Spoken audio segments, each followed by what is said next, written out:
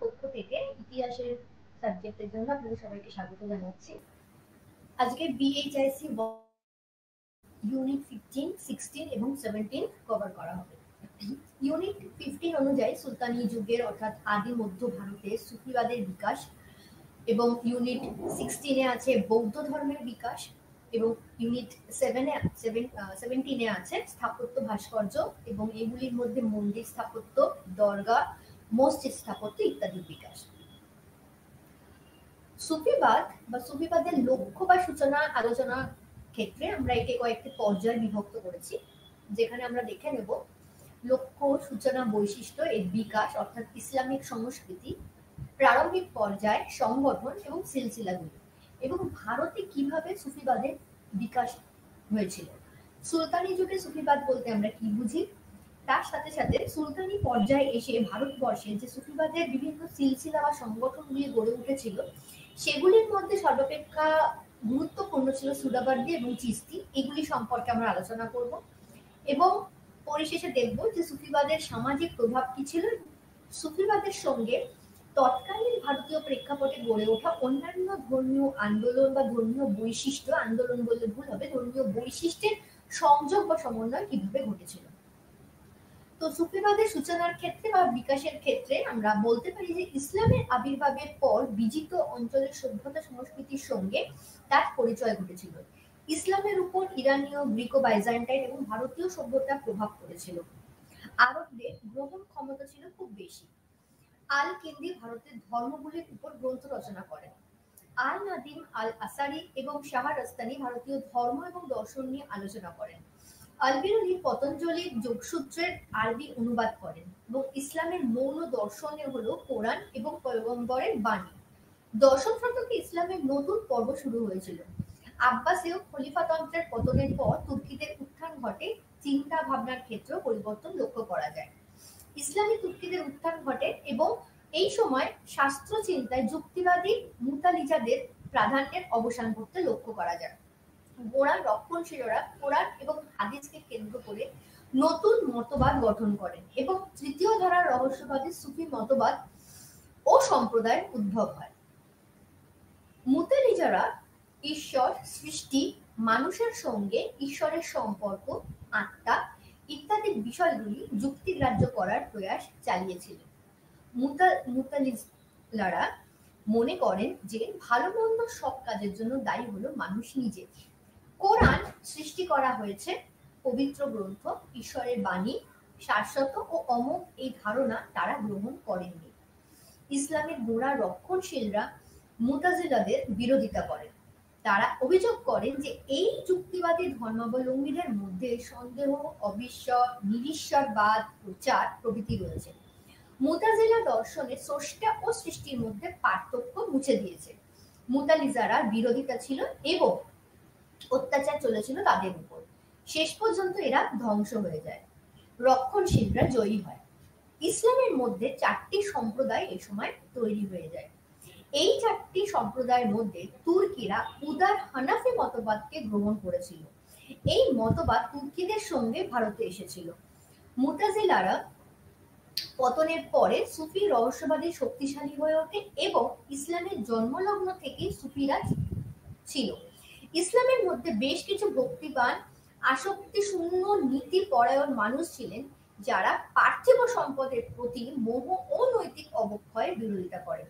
সুফি প্রথম যুগের দরবেশ হাসান বসরি ও তার শিষ্য রাবিয়া প্রার্থনা ও উপাসনা এবং নিঃশর্ত ভক্তির কথা বলেছিলেন।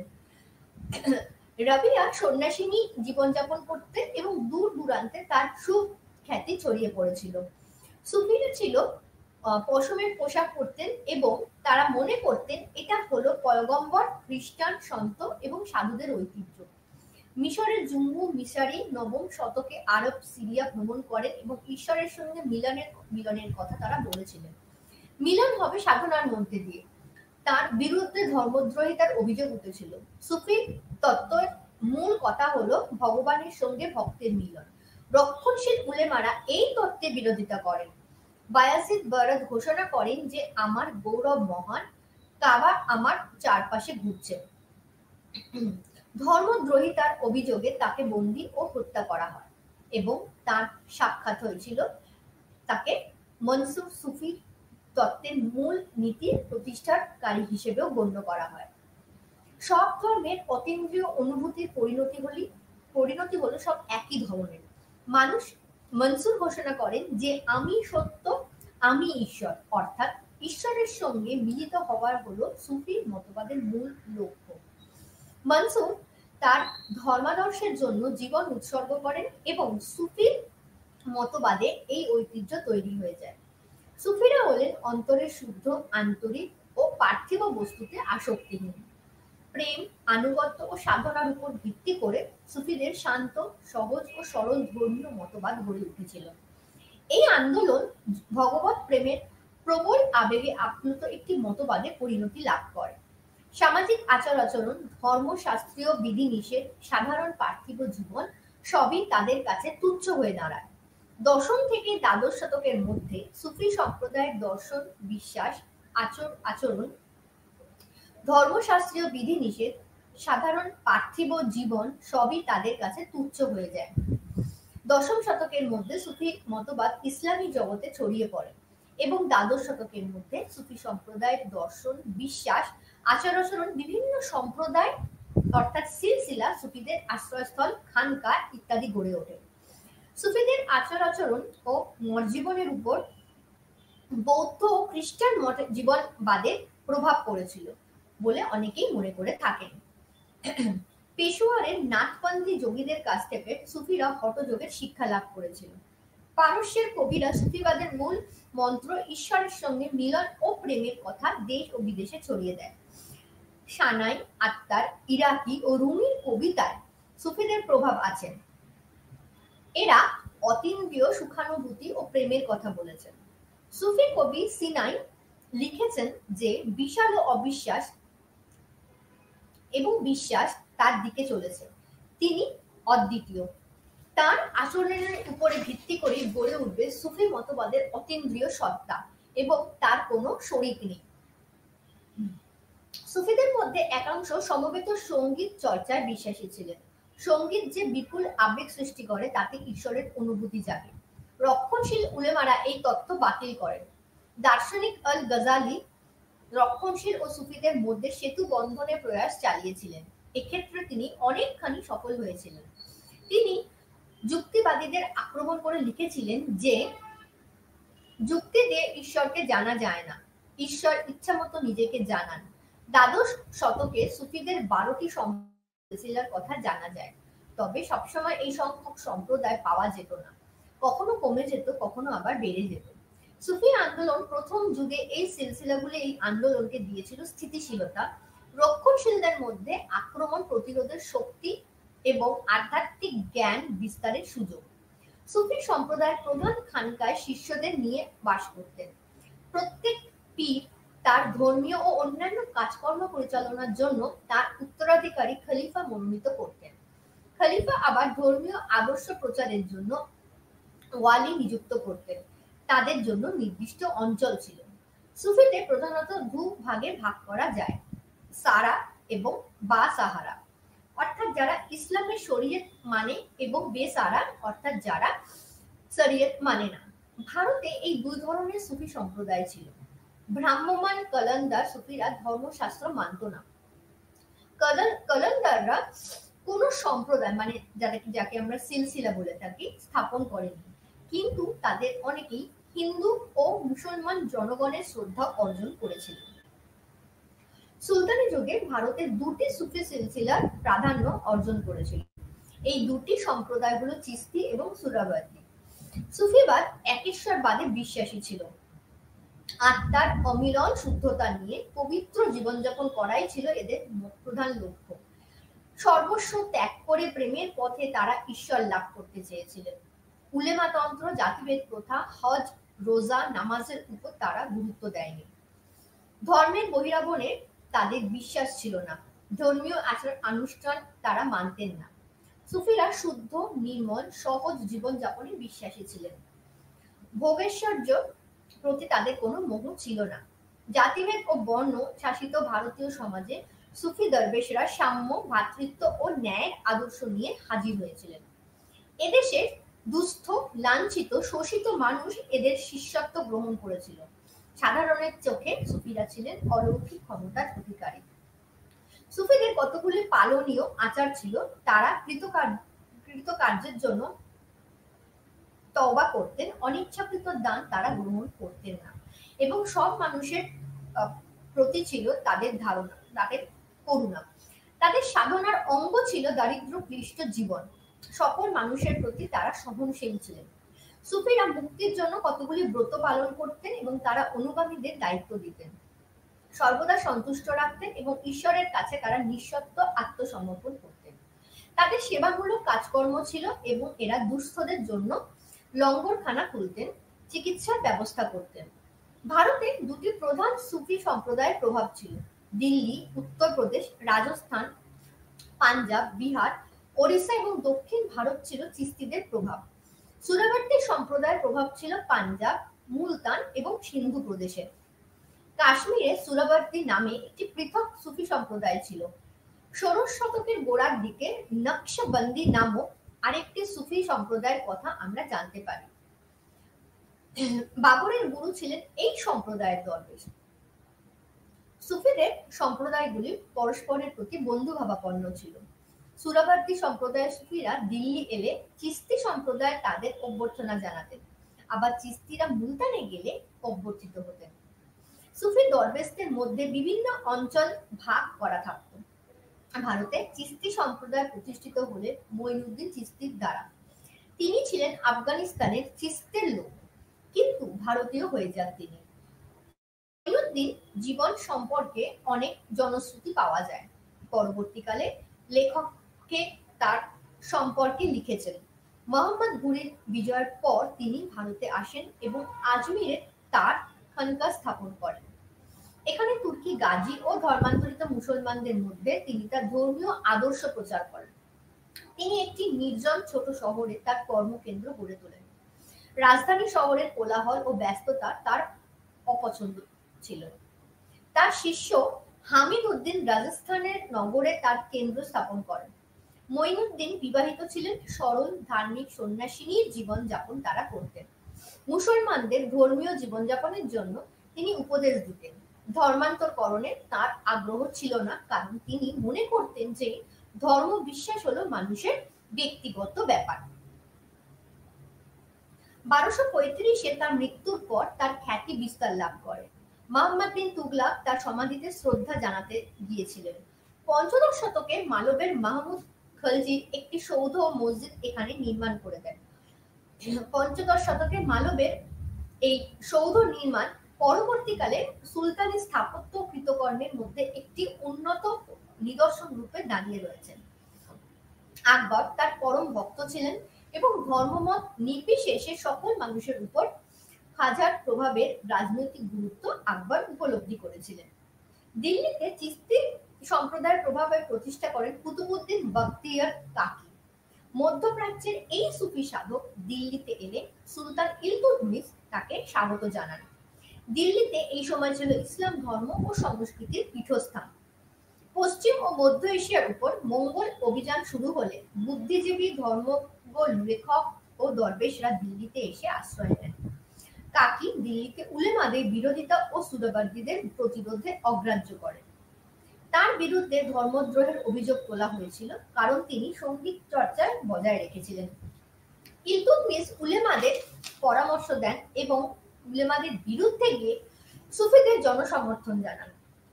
তিনি এত জনপ্রিয় হন যে তিনি দিল্লি ত্যাগ করার সিদ্ধান্ত নিলে বহু মানুষ তার সঙ্গ দিয়েছিল। তিনি দিল্লিতে রয়ে যান এবং সুরাবর্তী সম্প্রদায়ের প্রচার তার কোনো ক্ষতি করতে পারেনি। এই রক্ষণশীল সম্প্রদায় জনপ্রিয় ছিল না। বখতিয়ার কাকির সবচেয়ে বিখ্যাত শিষ্য হলেন বাবা ফখরুদ্দিন গজ-ই-সফর। তিনি প্রথমে ছিলেন হাসিতে, পরে শতদ্রুত তীরে অযোধানে বাস করতে শুরু করেন। বাবা ফরিদ দারিদ্র, আসক্তিহীনতা, ইন্দ্রিয় দমন, কৃচ্ছ সাধন এবং সেবামূলক দৃষ্টিভঙ্গি গ্রহণের উপর জোর দেন। সম্ভবত তার কিছু ভক্তি গ্রন্থ সাহেবের স্থান পেয়েছে। বাবা ফকিরদের শ্রেষ্ঠ শিষ্য হলেন নিজামুদ্দিন আউলিয়া। তার সময় দিল্লিতে চিস্তি সম্প্রদায়ের প্রাধান্য লাভ করে। বলবন থেকে তুগলকের শাসনকাল পর্যন্ত অস্থির রাজনৈতিক যুগে তিনি দিল্লিতে ছিলেন।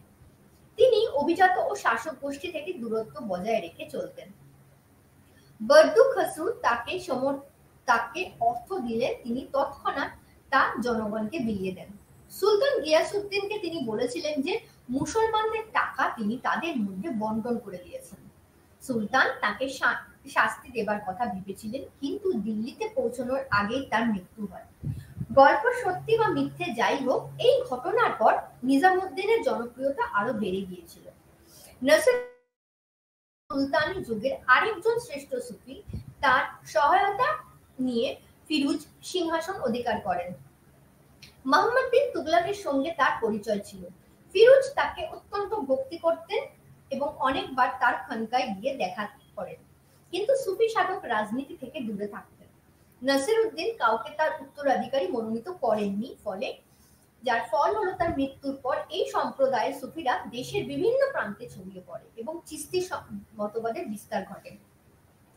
চিস্তি সুফিরা সরল জীবনযাপন, দারিদ্র বরণ, দীনতা এবং অবিচল ভগবত প্রেমের উপর জোর দিয়েছিলেন। তারা পাকা বাড়িতে বাস করতেন না, ভালো পোশাক পরতেন না, সুফিদের অনেক সময় আহার যুক্ত না। এরা মনে করেন ইন্দ্রিয় জয় না করলে আধ্যাত্মিক উন্নতি হয় না। ইন্দ্রিয় দমনের জন্য তারা উপবাস, যোগ, প্রায়শ্চিত্ত, কৃচ্ছ সাধনা ইত্যাদির আশ্রয় নেন। তারা সরকারি চাকরি, সম্পদ, অসতী, নারী সঙ্গ পরিহার করতে বলেন, তবে তারা সমাজ ত্যাগ করার কথা বলেননি। মঈনুদ্দিন চিশতি মনে করেন যে দুঃখীর দুঃখ দূর করলে, অসহায়কে সাহায্য দিলে, অভুক্তদের আহার দিলে ঈশ্বরের সাধনা হয়। নিজামুদ্দিন বলতেন যে প্রার্থনার চেয়ে এইসব সেবামূলক কাজ বেশি গুরুত্বপূর্ণ। নিজামুদ্দিন ছাড়া আর সব খ্যাতনামা সুফিরা বিবাহিত ছিলেন, তাদের পরিবার ছিল, এতে তাদের আধ্যাত্মিক সাধনার কোনো ক্ষতি হয়নি। চিস্তিরা জনগণকে 4 ভাগে ভাগ করেন: সুফি প্রচারক, শিষ্য, শাসক, বুদ্ধিজীবী ও সাধারণ মানুষ। শিষ্যদের বলা হতো পেশাদারি করে জীবিকা অর্জন করতে। কৃষি বাণিজ্য পেশা হিসেবে স্বীকৃতি ছিল, তবে প্রয়োজনে অতিরিক্ত অর্থ সঞ্চয় করা যাবে না। সৎভাবে ব্যবসা করার জন্য বলা হতো। পরিবারের দায়িত্ব দিতে হবে এবং আধ্যাত্মিক সাধনার ক্ষতি করা যাবে না। ক্রোধ জয় করা, হিংসা না করা, সহনশীলতা, প্রেম, করুণা প্রভৃতি উন্নত নীতির কথা সুফিরা প্রচার করেন। সুফিরা সব মানুষকে সমান বলে গণ্য করতেন। অর্থ, ধর্ম, পরাজিত, মর্যাদা ইত্যাদি তারা গুরুত্ব দিতেন না। ইসলামের সাম্যের নীতি থেকে লক্ষ্য হয়ে এসেছিল তুর্কি শাসকরা সাধারণ মানুষকে তাচ্ছিল্য করত এবং সেই সময় সুফিরা শুধু জনপ্রিয় হননি, সামাজিক উত্তেজনা প্রশমিত করার জন্য তারা খ্যাতি লাভ করেছিল। নিজামুদ্দিনের জামাত খানার দুয়ার সকল মানুষের জন্য উন্মুক্ত ছিল। এখানে তারা পেত সহানুভূতি, সদুপদেশ এবং সাহায্য। শুধু মুসলমানরাই নয়, হিন্দুরাও তাদের সাহায্য ও সহানুভূতি পেত। নিজামুদ্দিনের শিষ্য হামিদউদ্দিন হিন্দুদের মনোভাবের কথা ভেবে নিরামিষাশী হয়ে যান এবং শিষ্যদের তিনি মাংস ত্যাগ করতে বলেন। চিশতি সুফিরা হিন্দু সাধু ও যোগীদের সঙ্গে মিশতেন এবং এদের সঙ্গে যোগ সহ বহু বিষয় নিয়ে আলোচনা করতেন। চিশতিরা বল প্রয়োগে ধর্মান্তরকরণে বিশ্বাসী ছিলেন না। হিন্দুদের পূজা অর্চনার সম্পর্কে তাদের শ্রদ্ধা ছিল। একবার নিজামুদ্দিন তার বন্ধু আমির খসরুকে বলেছিলেন, প্রত্যেক সম্প্রদায়ের নিজস্ব পথ আছে, বিশ্বাস আছে, নিজেদের মতো করে তারা ভজনা করে। এই উদার মনোভাবের জন্য গাঙ্গেয় উপত্যকার অমুসলমান অধ্যুষিত অঞ্চলে চিশতি সুফিরা সফল হন। সুফি সম্প্রদায়গুলি সকলের ধর্মের সম্পর্কে এমন উদার ছিল না। কাশ্মীরের কুব্রাবিরা সুফিরা হিন্দু মন্দির ভাঙা এবং অপবিত্র করার ব্যাপারে উৎসাহী ছিলেন। চিশতিদের সঙ্গে সুরাবার্দীদের মৌলিক পার্থক্য ছিল। ভারতে সুরাবার্দী সম্প্রদায় প্রতিষ্ঠা বাহাবুদ্দিন জাকারিয়া অনশন, আত্মনিগ্রহ ইত্যাদিতে বিশ্বাসী করতেন না। খাদ্য পোশাকের ক্ষেত্রে তিনি সাধারণভাবে চলার পক্ষপাতী ছিলেন। দারিদ্র্যকে তারা আধ্যাত্মিক জীবনের পক্ষে একান্ত প্রয়োজনীয় বলে মনে করতেন। সুরাফারদের সরকারি অনুদান দিতেন এবং বাহাবুদ্দিন জাকারিয়া নিজে ধনী ছিলেন। তিনি বলেন যে অর্থ আছে বলে তিনি দরিদ্রদের সেবা করতে পারেন। তিনি ধর্মের বিধান সমূহ মিনা পক্ষপাতী ছিলেন। বিদ্যার সঙ্গে তিনি অতীন্দ্রিয়বাদের মিলন ঘটাতে চেয়েছিলেন। তিনি সঙ্গীত বাতিল করেননি, গুরুত্ব কমিয়ে দিয়েছিলেন। গুজরাট, বাংলা, কাশ্মীর সুরাবার্দি সম্প্রদায়ের প্রভাব বিস্তার করে। সুরাবার্দিরা চিস্তিদের গৃহীত হিন্দু আচরণের বিরোধিতা করেন। ধর্মান্তরকরণে তারা খুব আগ্রহী ছিলেন। বাংলা সুরাবার্দির সুফি শেখ জালামউদ্দিন বল প্রয়োগে ধর্মান্তর করেন এবং মন্দির ভেঙে খানকা বানিয়েছিলেন। রাষ্ট্র সম্পর্কে এতে দৃষ্টিভঙ্গির পার্থক্য ছিল। চিস্তিরা শাসক ও শাসন থেকে দূরে ছিলেন। তারা মনে করতেন রাজা এবং রাজ দরবারের আধ্যাত্মিক জীবনের পক্ষে ক্ষতিকারক। এই জন্য ইমাম গজালি রাজনীতি থেকে দূরে থাকার পরামর্শ দেন। উলেমা ও সুফিদের একাংশ সুলতানি সমর্থক ছিল। তারা বলতো যে শাসককে যে মেনে চলে সেই ঈশ্বরকে মেনে চলে। সুরাবার্দির সম্পর্ক বজায় রেখে চলেছিল। এইভাবে চিস্তিরা রাষ্ট্র এবং শাসক গোষ্ঠীর থেকে দূরত্ব বজায় রেখে চলত। রাষ্ট্র জনকল্যাণমূলক হয়ে উঠুক, এটিই ছিল তাদের কামনা। রাষ্ট্র ও সুফিদের মধ্যে বড় ধরনের সংঘাত ছিল না। শান্তিপূর্ণ রাষ্ট্র ও শাসন ব্যবস্থায় তারা কাম্য করত। তাদের শান্তি ও ঐক্য প্রতিষ্ঠার আবেদন রাষ্ট্র ও মুসলমান সমাজের সংহতি সাধনের সহায়ক ছিল। চিস্তিরা হিন্দু ও মুসলমানদের মধ্যে মিলনের ক্ষেত্র প্রস্তুত করেছিলেন। তারা ছিলেন সব ধর্মের প্রতি সহনশীল। তাদের খানকার দুয়ার সব ধর্মের মানুষের জন্য উন্মুক্ত ছিল। তারা জৈন সাধু ও হিন্দু যোগীদের সঙ্গে মিশতেন, হিন্দবী ভাষায় কথা বলতেন। তাদের খানকার গান বাজনা হতো।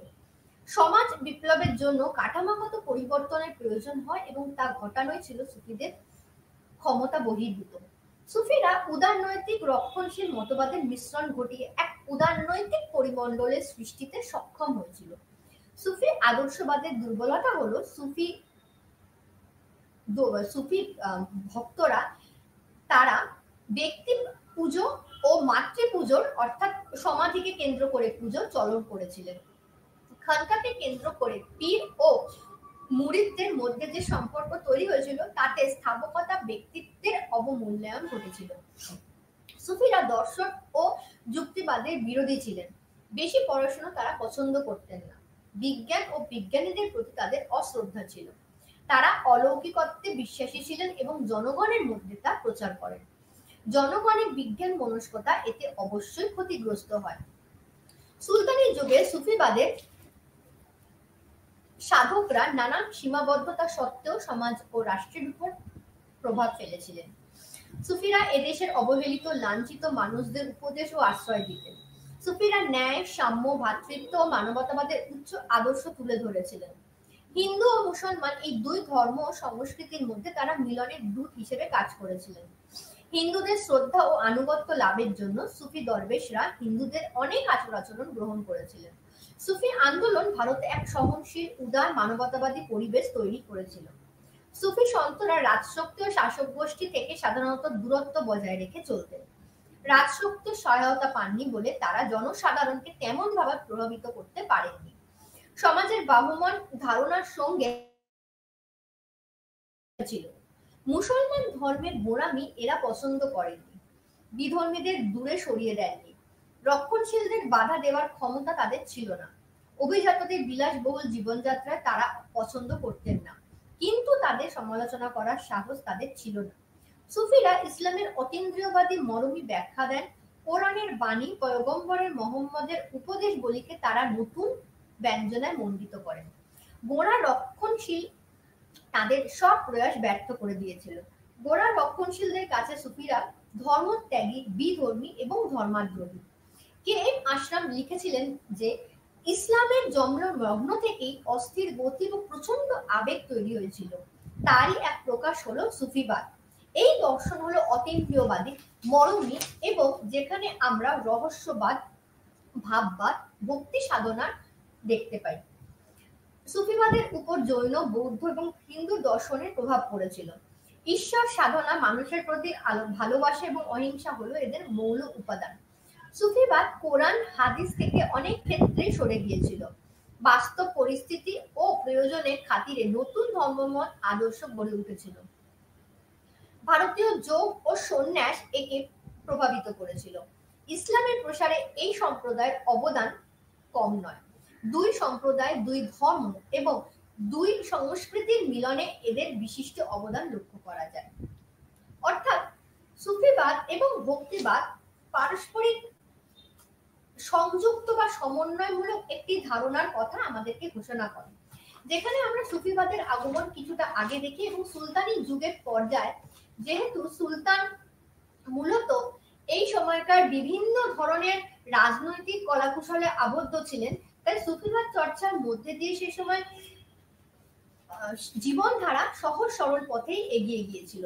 এবং এই সুফিবাদ চর্চা একদিকে যেরকম সুলতানি যুগের ভাবাদর্শকে গঠন করেছিল, ঠিক অন্যদিকে তেমনি একটি সমন্বয়মূলক ধ্যান ধারণাও গড়ে তুলেছিল, যেখানে মানুষ সামাজিক রাজনৈতিকভাবে তার লক্ষ্য পূরণের দিকে এগিয়ে যেতে পারবে এবং জয় করতে পারবে তার সমস্ত কৃচ্ছ সাধনকে, জয় করতে পারবে তার সমস্ত কুসংস্কারকে এবং জয় করতে পারবে তার অতীন্দ্রিয় সত্তাকে।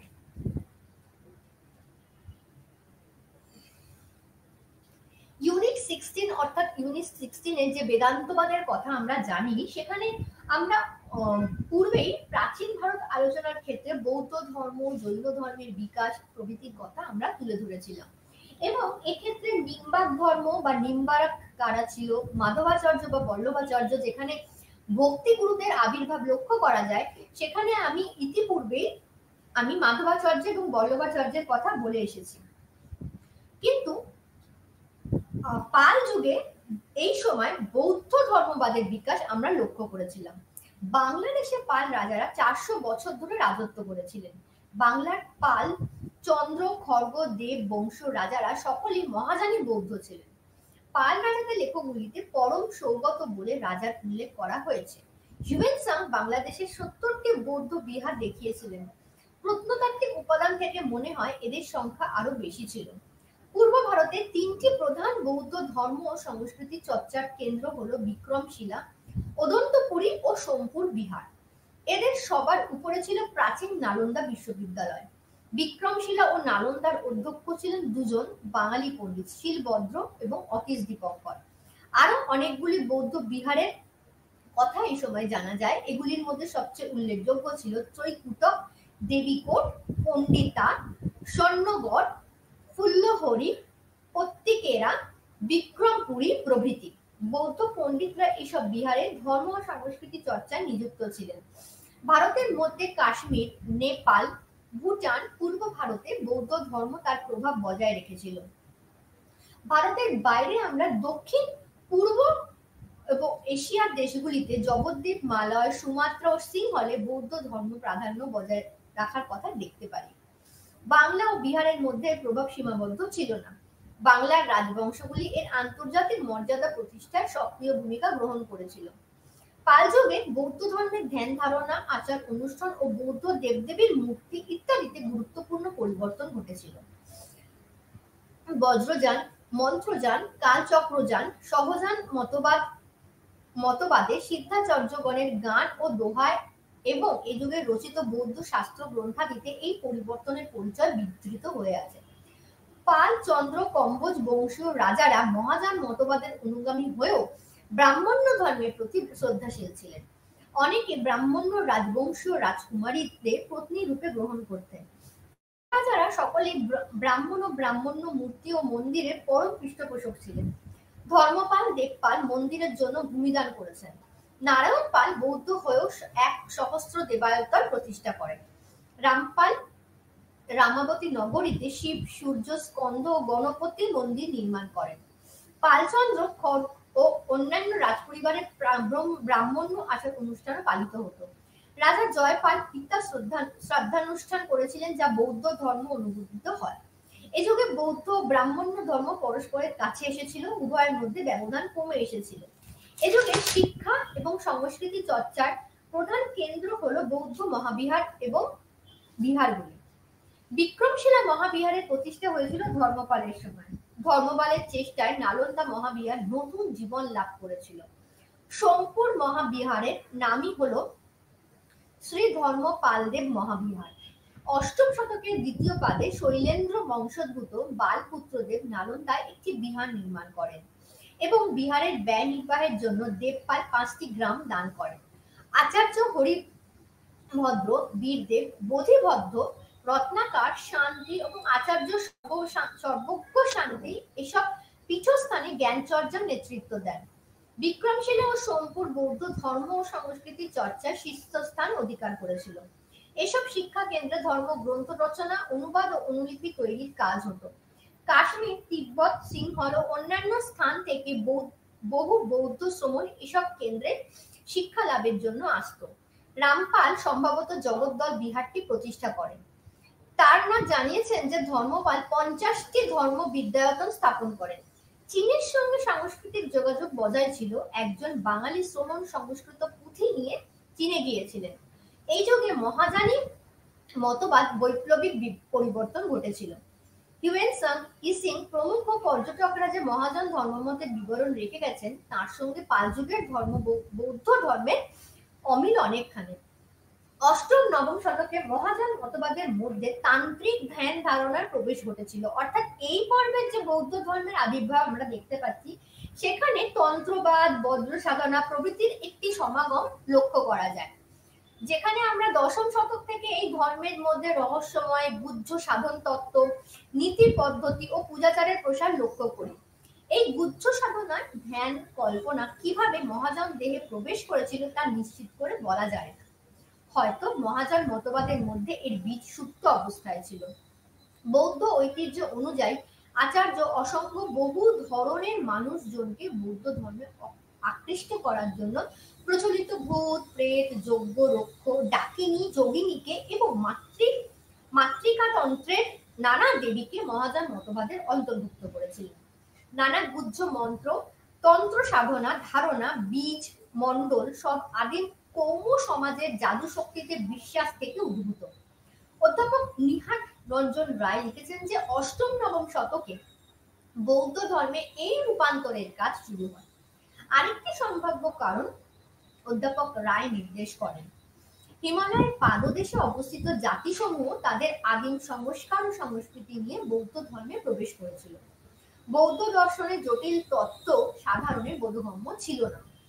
এদের কাছে জাদু শক্তি, মন্ত্র সাধনা, মণ্ডল ধারণা, বীজ অনেক বেশি সত্য ও সহজ ছিল। এক শ্রেণীর বৌদ্ধ আচার্যরা মহাযানের নতুন ধ্যান ধারণা গঠনের দিকে মন দেয়। মন্ত্রই হলো এদের মূল প্রেরণা। মন্ত্রের সঙ্গেই ছিল এদের অক্ষর এবং বীজ। এই মন্ত্রযান হলো মহাযানের বিবর্তনের প্রথম স্তর। দ্বিতীয় স্তর হলো বজ্রযান। বজ্রযানের ধ্যান কল্পনা গভীর ও জটিল ছিল। নাগার্জুনের শূন্য বাদকে আশ্রয় করে বজ্রযানের দার্শনিক তত্ত্ব নির্মাণ করা হয়। তার মতে দুঃখ, কর্ম, কর্মফল, সংসার সমস্তই হলো শূন্য, শূন্যতার পরম জ্ঞান হলো নির্বাণ। বৌদ্ধ ধর্মে দেবী ধারণা প্রবেশ করেছিল এবং দেবীরা হলেন প্রকৃত শক্তির অধিকারী।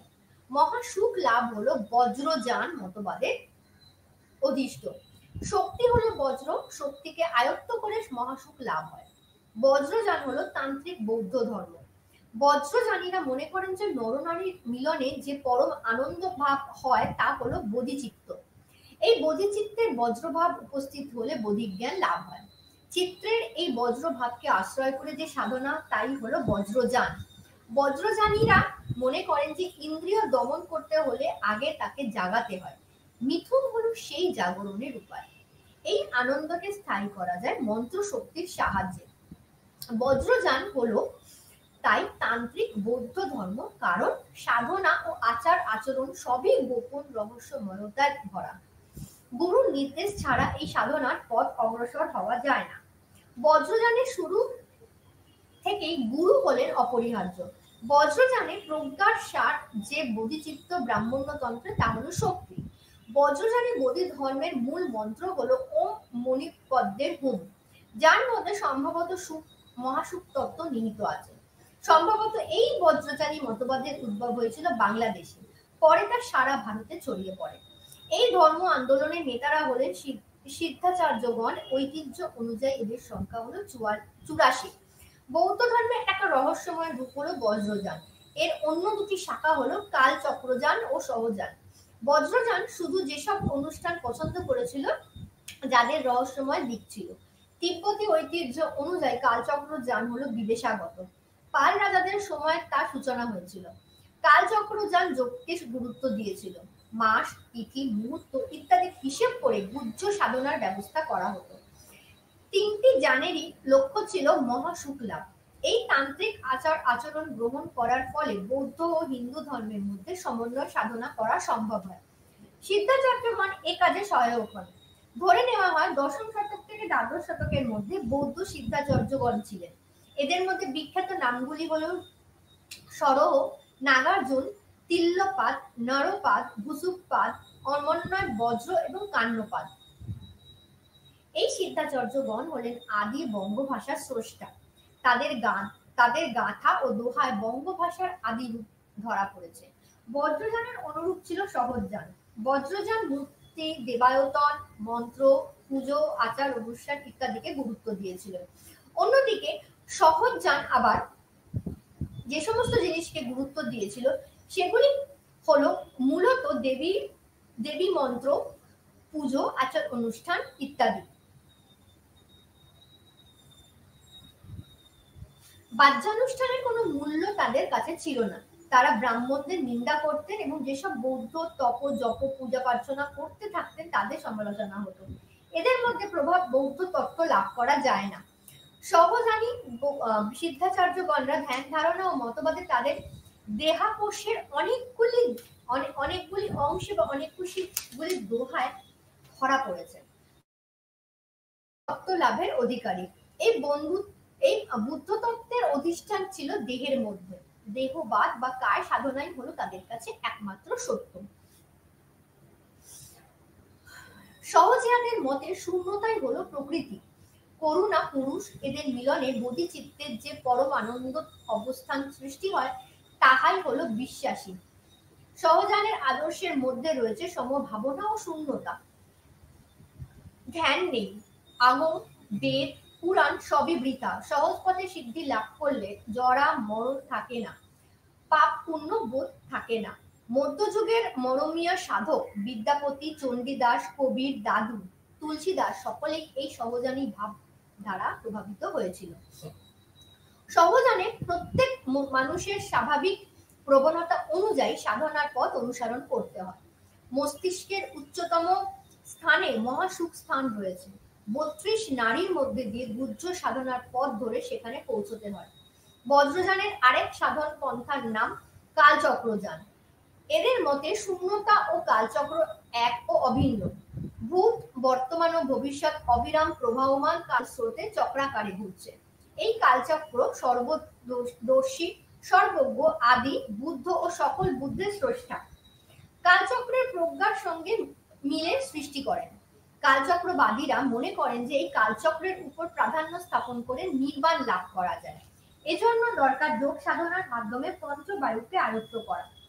এজন্য তারা তিথি, দিন, নক্ষত্র, মুহূর্ত ইত্যাদি নিয়ে চর্চা শুরু করেন। গণিত ও জ্যোতির্বিদ্যার প্রাধান্য পেয়েছিল। প্রসিদ্ধ কালচক্রযানী অভয়কর গুপ্ত এই সাধন পদ্ধতি সম্পর্কে অনেক কয়েকটি গ্রন্থ রচনা করেছিলেন। ইনি ছিলেন পাল রাজা রামপালের সমসাময়িক। বজ্রযান, সহযান, কালচক্রযান হলো যোগ নির্ভর। এই তিন যান একই ধ্যান কল্পনা থেকে উদ্ভূত। ব্যবহারিক সাধনার ক্ষেত্রে এদের মধ্যে পার্থক্য বিশেষ ছিল না। একই সিদ্ধাচার্য একাধিক যানের উপর গ্রন্থ রচনা করেছেন। এই তিন যানের উদ্ভব যেখানে হোক না হোক, বাংলাদেশে এদের লালন ও বর্ধন হয়েছিল। বাঙালি সিদ্ধাচার্যগণ সম্ভবত এই তিন যানের ধ্যান কল্পনা ও গুহ্য সাধন পদ্ধতির স্রষ্টা। পালচন্দ্র ও কম্বোজ পর্বের বৌদ্ধ ধর্মের ইতিহাস এদের নিয়ে তৈরি হয়েছিল। এই তিন যানের নির্ভর হলো হঠযোগ, মানব দেহের সূক্ষ্মাতিসূক্ষ্ম শারীরিক জ্ঞানের উপর প্রতিষ্ঠিত। শরীরের নারী প্রবাহ, ঊর্ধ্বমুখী গতি, বিভিন্ন নারীর সংযোগ কেন্দ্র, তাদের উৎপত্তিস্থল, নারী চক্র সব এই শরীরের জ্ঞানের অন্তর্গত। ললনা, রসনা, অবধূতি এই তিনটি হলো প্রধান নারী প্রবাহ। নারী প্রবাহের গতিকে সাধক চেষ্টায় চালনা করে এবং চালনার শক্তি অনুযায়ী বোধিচিত্তের ধারণা সৃষ্টি হয়। এইভাবেই তারা তাদের অভিব্যক্তিকে ব্যক্ত করেছেন। বজ্রযান এবং কালচক্রযানের ধর্মানুষ্ঠান, আচার আনুষ্ঠানিকতা কিছু ছিল, কিন্তু পরে এই ব্যবহারিক অনুষ্ঠানগুলি ক্রমশ কমতে থাকে। সঙ্গে সঙ্গে গুহ্য সাধনা প্রবল ও প্রধান হয়ে ওঠে। সহজান লৌকিক বা লোকোত্তর কোনো বুদ্ধের স্বীকার করেননি। বজ্রযানের দেবদেবীর সবকিছুই তারা বিসর্জন দেয়। প্রব্রজা বিনয় শাসন সব পরিত্যক্ত হয়, রয়ে যায় শুধু কায় সাধন ও দেহাশ্রয়ী হঠযোগ। বাংলার ব্রাহ্মণ্য শক্তি ধর্মেরও অনুরূপ পরিবর্তন ঘটেছিল। সেখানেও শক্তি ধর্মের অনুষ্ঠান সব বাতিল হয়ে যায়।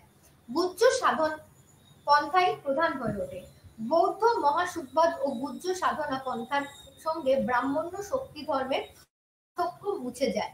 পাল পর্বের শেষ দিকে এই মিলন পর্ব শুরু হয়, চতুর্দশ শতকে নাগাদ তা পরিপূর্ণতা লাভ করে।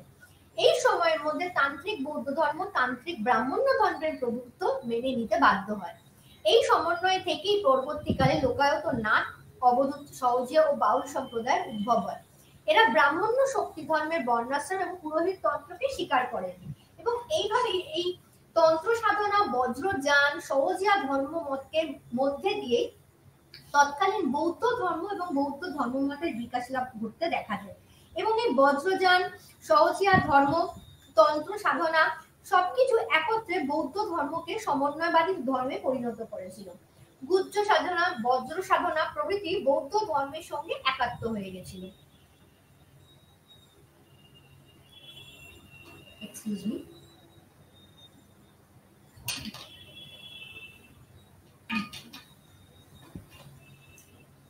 ইউনিট 17 মন্দির স্থাপত্য চিত্রকলার যে অংশটি রয়েছে, সেখানে সুলতানি যুগের ভারতে আমরা ইন্দো ইসলামীয় স্থাপত্য শৈলী গড়ে উঠতে দেখি।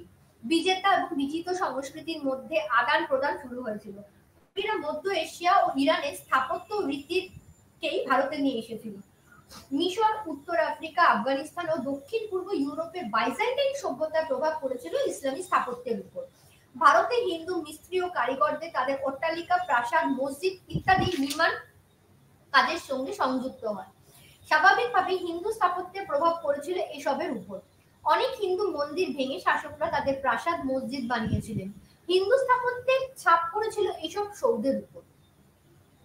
কুতুব মিনার দিল্লিতে যে কুতুবাতুল ইসলাম মসজিদ বানিয়েছিলেন, তার উপকরণ সংগ্রহ করা হয়েছিল 27টি মন্দির ভেঙে।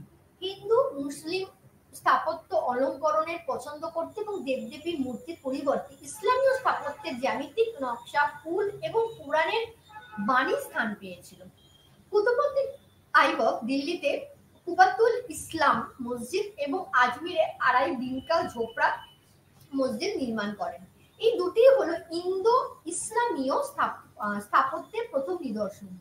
এই দুই স্থাপত্যে আমরা হিন্দু স্থাপত্য রীতির সৌন্দর্য বোধের সমাগম লক্ষ্য করি। মুসলমান শাসকরা ভারতে নিয়ে এসেছিলেন আর্চ, ডোম, মিনার ও চুনের ব্যবহার। এগুলি নতুন স্থাপত্যে ব্যবহার করা হয়েছে। ডোম ও আর্চ মুসলিমরা বাইজেন্টাইন সভ্যতা থেকে লাভ করেছিল। ভারতীয় স্থাপত্যে এগুলির ব্যবহার শুরু হলেও বৃহৎ অট্টালিকা বানানো সুবিধে হয়। এসব স্থাপত্যে আলোর অভাব হতো না।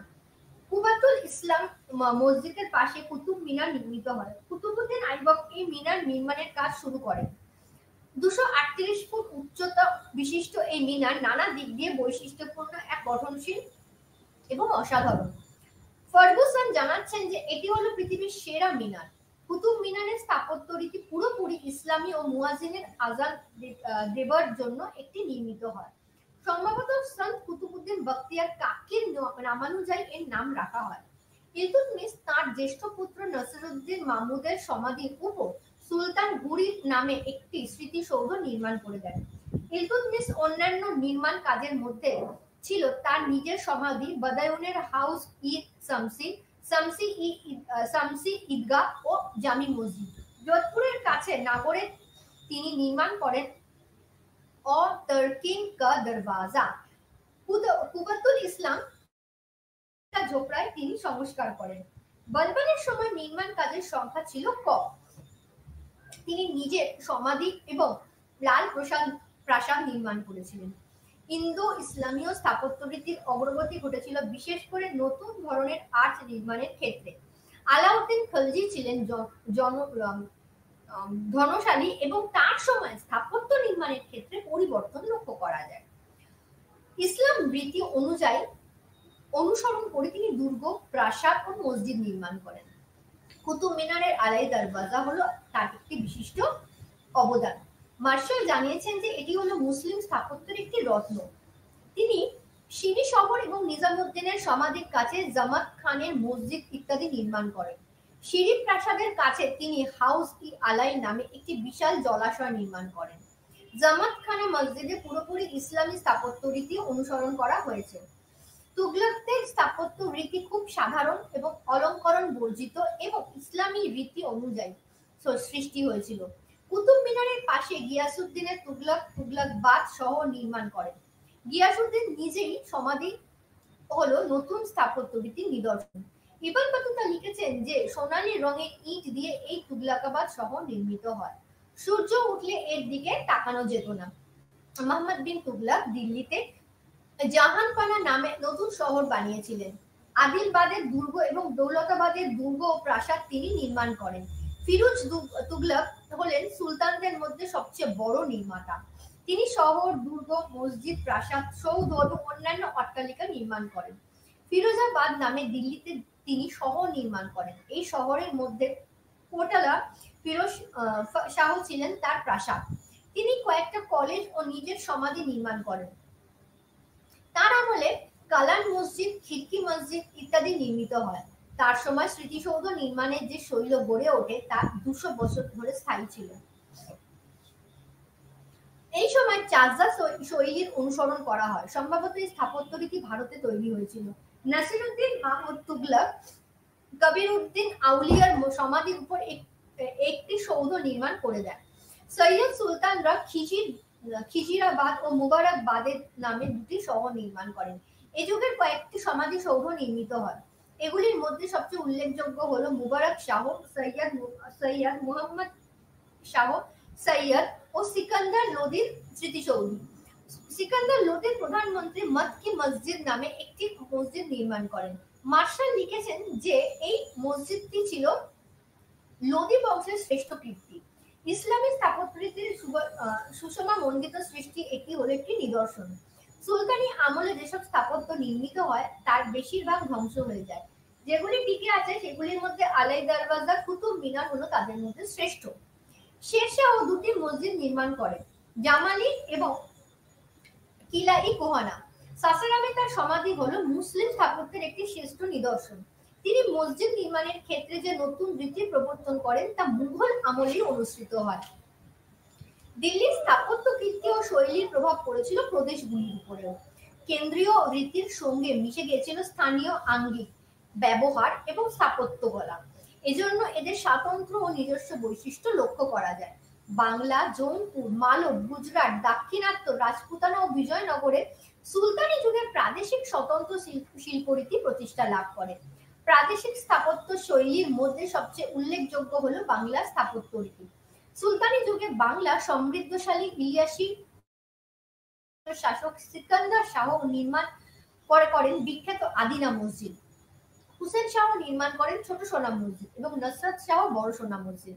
আরো অনেক সৌধ ও মসজিদ এই যুগে বাংলায় নির্মিত হয়। এদের মধ্যে উল্লেখযোগ্য ছিল জালালউদ্দিনের একলাকি সমাধি এবং কদম রসুল। বাংলার পাথর পাওয়া যেত না, এই জন্য এখানকার কারিগররা ইট ব্যবহার করতেন। মশলা হিসেবে ব্যবহার করেছেন চুন ও সুরকি। এজন্য দিল্লি সুলতানের মতো এগুলি তেমন আকর্ষণীয় হয়ে ওঠেনি। জৌনপুরকে কেন্দ্র করে স্বাধীন সুলতানি গড়ে উঠলেও সেখানে নিজস্ব স্থাপত্য রীতির আবির্ভাব হয়। ইব্রাহিম শাহ শেরকি অটল মসজিদে নির্মাণ করেন, যা হলো জৌনপুর রীতির বড় উদাহরণ। হুসেন শাহ শর্কি নির্মাণ করেন এবং বৃহৎ আয়তনের জামি মসজিদ। মালবের সুলতানরা দিল্লির রীতিকে প্রধানত অনুসরণ করলেও তাদের নিজস্ব শৈলী তৈরি হয়েছিল। মান্ডুতে তাদের শ্রেষ্ঠ স্থাপত্য কীর্তি নির্মিত হয়। এর সমকালীন নাম ছিল আনন্দ নগরী। মান্ডুর জামি মসজিদের আয়তন বিশাল এবং এর নির্মাতা হলেন সুলতান মোহাম্মদ খলজি। মালবের সুলতানরা মাদ্রাসা, প্রাসাদ ও দুর্গ বানিয়েছিলেন তাদের নিজস্ব রীতিতে। মান্ডুতে তৈরি হয়েছিল বাজ বাহাদুর ও রূপমতির মহল। গুজরাট হিন্দু ও মুসলমান রীতির অপূর্ব মিশ্রণ লক্ষ্য করা যায়। ক্যাম্বেতে তৈরি হয় জামি মসজিদ। ঢোলকাতে এক অনুকরণের আরো অনেক স্থাপত্য রীতি তৈরি হয় এবং রাজধানীতে তাকে সাজানো হয়। ফিরিস্তার মতে আমেদাবাদ হলো হিন্দুস্তান তথা বিশ্বের সেরা শহর। এজন্য স্থাপত্য কীর্তির মধ্যে রয়েছে ৩ দরওয়াজা। দাক্ষিণাত্যের বাহমানি সুলতানরা গুলবর্গ ও বিদরে এবং বিজয়নগরের রাজারা বিজয়নগরের অট্টালিকা, প্রাসাদ, দুর্গ ও মসজিদ বানিয়ে শহরগুলিকে সুসজ্জিত করেন। এই যুগে রাজপুতানার একটি স্থাপত্য কীর্তি স্তম্ভ অনুসরণ করা চলেছিল। চিতোর দুর্গের রানা কুম্ভের কীর্তি স্তম্ভ রাজপুত রীতির একটি উজ্জ্বল নিদর্শন ছিল। রানা কুম্ভ স্থাপত্যের বিশেষ অনুরাগী ছিলেন। তিনি কীর্তিস্তম্ভ ছাড়াও যোধপুরে নির্মাণ করেন চৌমুখ মন্দির, যা অতীব সুন্দর এবং দৃষ্টিনন্দন। বিদেশিরা বিজয়নগর রাজ্যের যে বর্ণনা রেখে গেছেন তাতে দেখা যায় রাজারা স্থাপত্য ও শিল্পের অনুরাগী ছিলেন। পর্তুগিজ ডামিঙ্গো পেজ বলেছেন যে শহরটি অত্যন্ত সুন্দর এবং রোমের মতো বিশাল। রাজার প্রাসাদটি ছিল অনেকখানি জায়গা জুড়ে। তাদের অন্য স্থাপত্য নিদর্শন হলো বিশাল বিট্টল স্বামী মন্দির। বাহামানি সুলতানরা নির্মাণ কর্মে পিছিয়ে ছিলেন না। বিদেশি উপাদান দিয়ে তারা অনেক অট্টালিকা, মসজিদ, মাদ্রাসা বানিয়েছিলেন। বাহামানি রাজ্যের প্রধানমন্ত্রী মাহমুদ গাওয়া নির্মাণ কাজকে এগিয়ে নিয়ে যান এবং উন্নত মানের সৌধ নির্মাণ করেন। নিঃসন্দেহে বলা যায় যে কেন্দ্রীয় স্থাপত্যশৈলী এবং আঙ্গিকের পাশাপাশি সারা দেশ জুড়ে স্থানীয় রীতির সংমিশ্রণে প্রাদেশিক স্থাপত্য রীতি গড়ে উঠেছিল। এদের গঠন, ভাব, কল্পনা ও শৈলী ও আঙ্গিকে নিজস্ব ছিল। সুলতানি যুগে স্থাপত্য রীতির পাশাপাশি চিত্র রীতিরও বিকাশ ঘটেছিল। চিত্রের ধারণা পাল্টেছে এবং দেবদেবীর মূর্তি ছিল। দেব মন্দিরে, মুসলিম মসজিদে পাখি, ফুল, নৈসর্গিক দৃশ্য, কোরআনের বাণী নিয়ে চিত্রকলা তৈরি হয়েছিল। জৈন ও বৌদ্ধ ধর্মের গ্রন্থে চিত্রকলার চর্চা ছিল। সুলতানি যুগে চিত্রকলার চর্চা একেবারে বন্ধ হয়েছিল, এই অভিমত ঠিক নয়।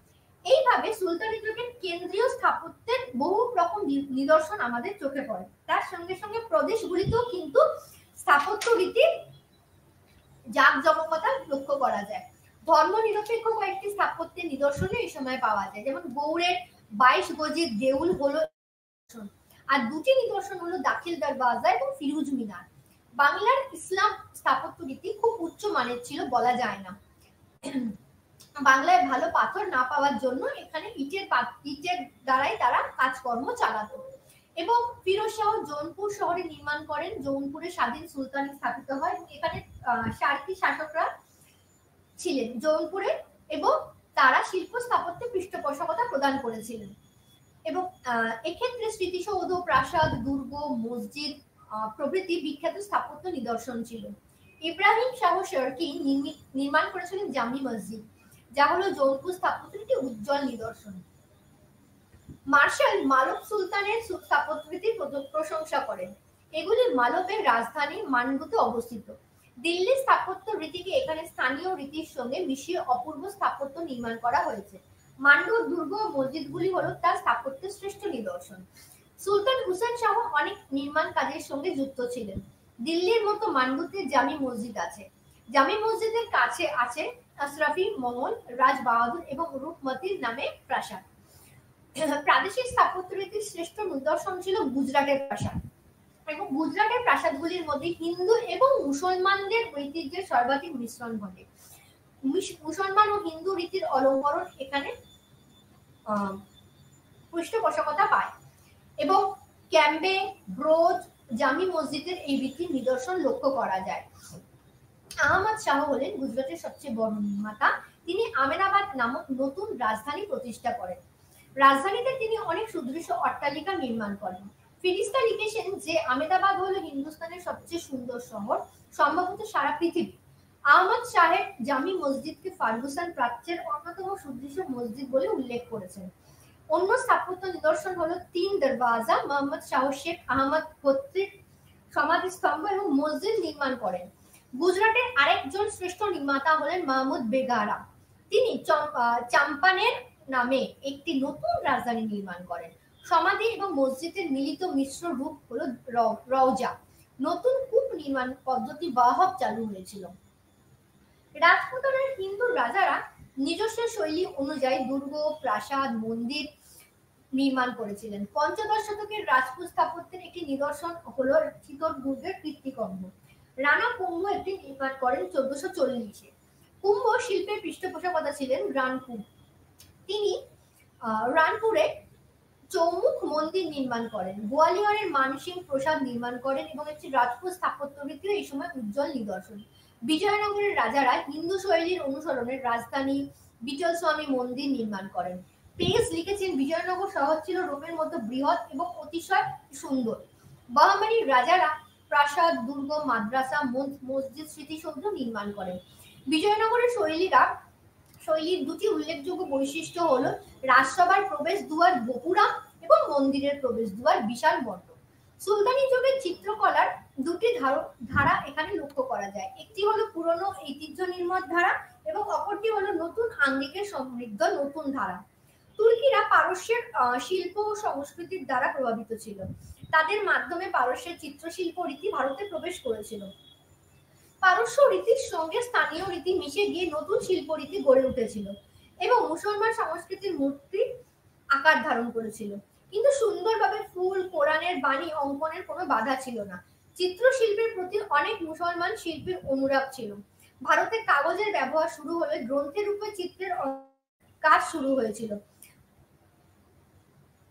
মান্ডুর সুলতান নাসির শাহ খলজি চিত্রশিল্পের পৃষ্ঠপোষকতা প্রদান করেন। তার চিত্ররীতিতে হেরাতের অনুকরণের রং ব্যবহার করা হয়েছে। সমকালীন ভারতীয় চিত্রকলায় সিরাজের চিত্রাঙ্কন রীতির প্রভাব লক্ষ্য করা যায়। ভারতের চিত্রকলার পারস্য রীতি আয়ত্ত করলেও দেশীয় রীতিকে বিসর্জন দেননি। গুজরাটের জৈনরা পুঁথিতে চিত্রাঙ্কন শুরু করে। শুধু গুজরাট নয়, রাজস্থান, দিল্লি, পূর্ব ভারতীয় পুঁথি অঙ্কনের রীতি এই সময় গড়ে উঠতে থাকে। জৈনদের চিত্র রীতিতে ছবিগুলি খুবই স্পষ্ট, মানুষের মুখ ও অবয়ব প্রাধান্য পায়। সুলতানি যুগে নতুন আঙ্গিকের চিত্র আছে মান্ডুর, কল্পসূত্রের পুঁথির, জৌনপুরের পুঁথি এবং কাল কার্য কথায়। এই সব চিত্রে নতুন রীতির আবির্ভাব সূচিত হয়। মহাভারতের আরণ্যক পর্বের পুঁথি, মহাপুরাণের পুঁথি এবং বিলহনের চৌর পঞ্চশিকার পুঁথিতে এই চিত্র রীতির পরিচয় পাওয়া যায়। পার্সিক রীতিতে মুল্লা দাউদ চন্দায়নের নতুন রীতির প্রকাশ লক্ষ্য করা যায়। নতুন শিল্পরীতির মধ্যে মধ্য এশিয়া, ইরান, চীন, মঙ্গোলিয়ার প্রভাব পড়েছিল। ভারতীয় শিল্পরীতির অবশ্যই সমৃদ্ধ হয়ে উঠেছিল এর প্রভাবে। সুলতানি যুগে ঐক্য ও সমন্বয়ের প্রয়াস শুধু ধর্ম, বিশ্বাস ও স্থাপত্যের ক্ষেত্রেই ছিল না, চিত্রকলা ও সঙ্গীতের ক্ষেত্রেও লক্ষ্য করা যায়। তুর্কিরা আরবদের সঙ্গীত ঐতিহ্য লাভ করেছিল। ইরান ও মধ্য এশিয়ার ঐতিহ্য এই ধারণাকে পরিপুষ্ট করেছিল। তুর্কিরা নতুন বাদ্যযন্ত্র, রবার, বার্ড, সারেঙ্গি সঙ্গে এনেছিল এবং সঙ্গীতের নতুন পদ্ধতি ও বিধিবিধান তাদের সঙ্গে ভারতে প্রবেশ করেছিল। বাগদাদের খলিফার রাজসভায় ভারতীয় সঙ্গীতকাররা ছিলেন। সুলতানি যুগে ইসলামী ও ভারতীয় সঙ্গীতের মধ্যে ঐক্য স্থাপিত হয়। আমির খসরু ছিলেন সঙ্গীতের একজন বিশেষজ্ঞ। তিনি অনেকগুলি বিদেশি রাগ, ইমন, গোড়া, সনম ভারতে প্রবর্তন করেন। বলা হয় যে তিনি হলেন কাওয়ালির স্রষ্টা। আরো বলা হয় যে তিনি হলেন সেতারের প্রবর্তক। তবে এসবের নির্ভরযোগ্য তথ্য পাওয়া যায় না। তবলা মুসলিম সংস্কৃতি প্রবর্তন করেছিল। ফিরোজ তুগলকের আমলে এইভাবেই সঙ্গীতেরও সমন্বয় ঘটেছিল। তার শাসনকালে সঙ্গীতের একটি আকর গ্রন্থ রাগ দর্পণ ফরাসি ভাষায় অনুদিত হয়। সুফিরা সঙ্গীতের আয়োজন করেন, নৃত্যেরও তাদের আপত্তি ছিল না। সুফিদের খানকা থেকে সঙ্গীত ও অভিজাতদের প্রাসাদে পৌঁছেছিল। জৌনপুরের সুলতান হুসেন শর্কি সঙ্গীতের একজন বড় পৃষ্ঠপোষক ছিলেন। সুফি দরবেশ পীর বোধন হলেন এ যুগের একজন শ্রেষ্ঠ সঙ্গীত শিল্পী। গোয়ালিয়রের কাজ পরিবার সঙ্গীত চর্চাকে উৎসাহ দেয়। গোয়ালিয়রের রাজা মান সিং খুব সঙ্গীত ভালোবাসতেন। তার আদেশ মান কৌতূহল নামে সঙ্গীতের উপর একটি গ্রন্থ রচনা করেছিলেন। এসব গ্রন্থ মুসলমানদের সব সঙ্গীত পদ্ধতির স্থান পেয়েছিল।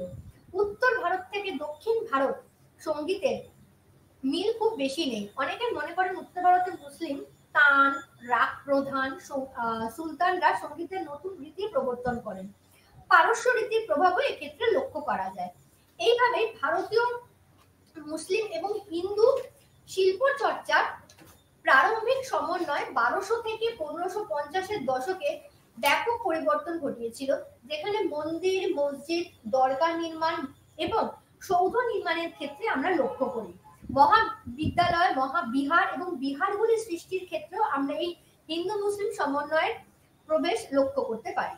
আজকের মতো আমার ইতিহাস চর্চা বা ডিসকাশন এখানেই শেষ করছি। নমস্কার।